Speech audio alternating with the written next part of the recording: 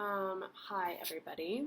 So I know that I have probably I've tried to make these videos make sense and I went back and watched them and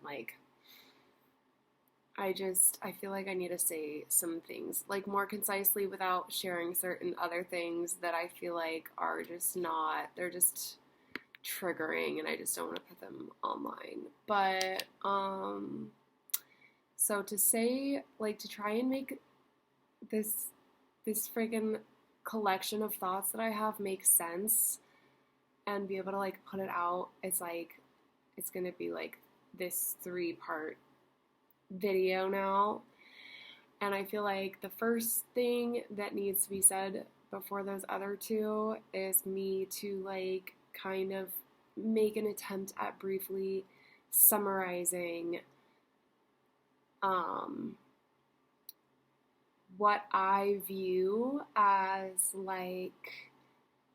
a political nugget of knowledge that is important for us to understand as anyone who lives in America. And honestly, westernization and colonization has impacted such a large percentage of the world that it has impact everywhere, although it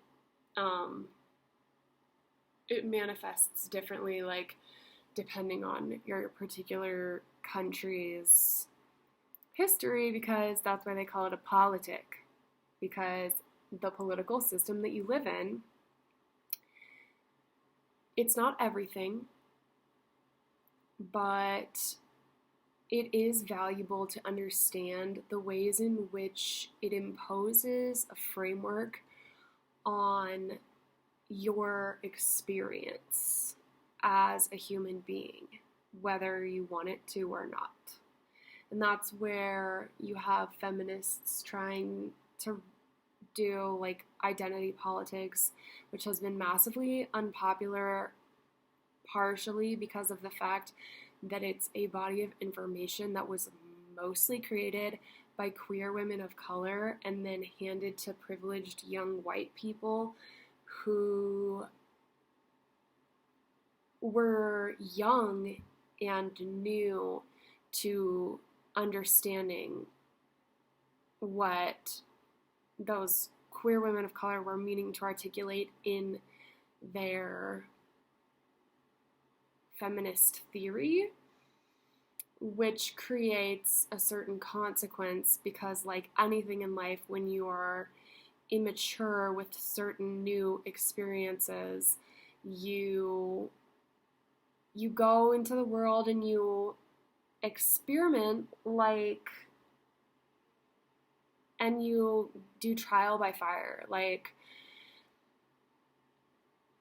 So what I'm trying to say to just give a little bit of grounded framework for the next two videos is that it's important to understand that when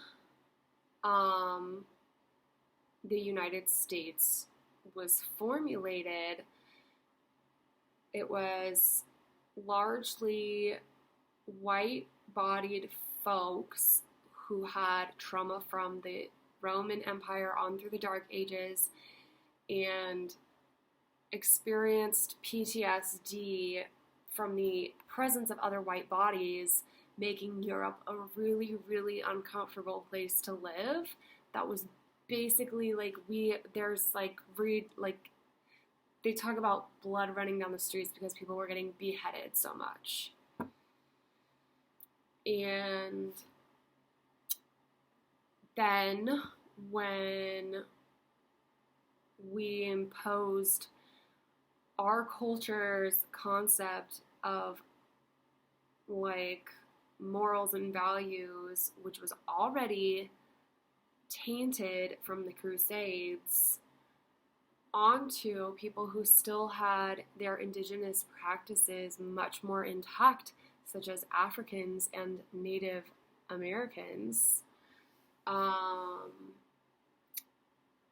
we were basically coming from this place of not being able to feel things deeply because we had that trauma, and just already being historically removed from our own people's lineages and like the practices that were at one point in time earth honoring and cohesive and like had reverence for what was sacred and things like that.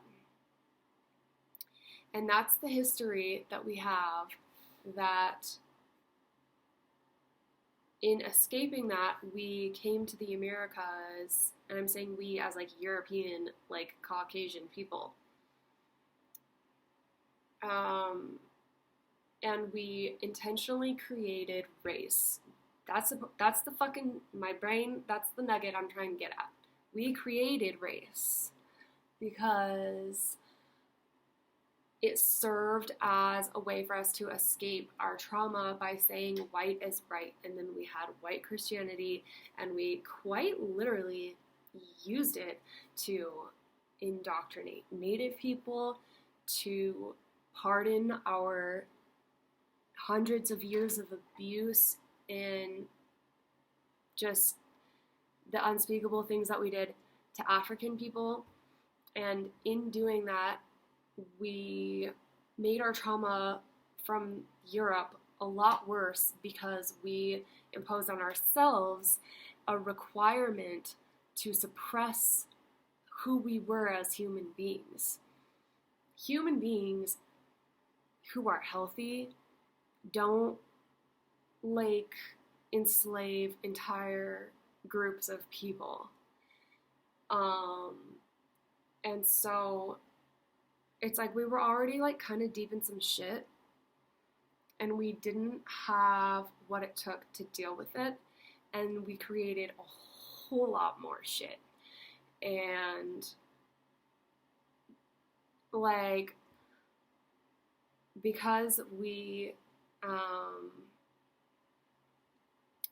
carry our ancestors with us in our bodies, like we have every ability to address those things within ourselves. But while like spiritual practices are very important, there's also aspects of just understanding like our history and the way that we have been politicized, that have spiritual ripple effects on us, because it's what is in between you and your ability to love freely, and in some cases just live a life that isn't being threatened with violence like on a regular basis, or like just the horrendous things that have descended over time with us in the name of racism and in the name of having other people like build an economy for us so that we could sit comfortably in our houses because we were already so uncomfortable. So anyway, I'm not very good at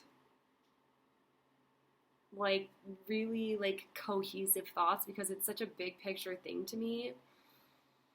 But I feel like, to summarize, like my whole goal is to explain how we have these separate ideas of like spirituality and politics, and there's just no way that those things could ever exist separately. I believe that we incarnate as human beings, as three-dimensional beings, to like feel embodied, and that is where like so much joy and like stuff that makes life worth living, like connection, comes from. And in many senses, we're just being psychically separated from our own bodies because we're so unable to feel into what we carry with us on a daily basis. And it like just leads to alcoholism and mental health issues and just all the addiction, and we're not well as a society, guys. And I love spirituality, and I've always been someone who sees ghosts and is obsessed with astrology and blah, blah, blah, blah, blah. I've been that kid always. If I'm a starseed, I don't know. But I like listening to that content because it matters in like it's the big picture stuff that like relates to all of us and like brings us to that place that as people we just want to be, which is like where race doesn't matter and like where you just are a person, and that's what we want. But to deny that we have placed barriers in between ourselves and our ability to live and express freely or without harm, that denial erases our ability to feel into it sometimes. And other times I think it's not necessary to know the story, but or feel attached to the story, but you know, like you gotta feel it to heal it. Sometimes you gotta know the story of what you're feeling, sometimes you don't. But I think that, like, because we're so many hundreds of years deep into this, like, colonization thing, that it doesn't make any sense to completely deny the story. And it's important to know, especially just because you don't want to be someone who is gaslighting someone else or erasing their experience or invalidating that they are in need or something like that because you are unwilling to hear their story in some senses. So, like the framework of history, it gives us more fertile ground as human beings to be able to listen to each other. And listening is the key word here, because this whole spiel that I go into in the other videos about our bodies responding to sound and like how everything is electric, it's like everything has a vibration to it, which means it has a note to it. Everything is about listening. If you learn how to listen well enough, you can listen to a plant. And I don't know. It's just something sacred about life, like honoring someone's life. And yeah, I hope I've made myself somewhat clear, because in the videos that I recorded before this, I tried harder to like attempt to explain my story and like how I know what I know, but I just don't think that is appropriate because it involves some other people who didn't really consent to me talking about it and all this other stuff. And yeah. So hopefully with that being said, my next videos will apply. Okay,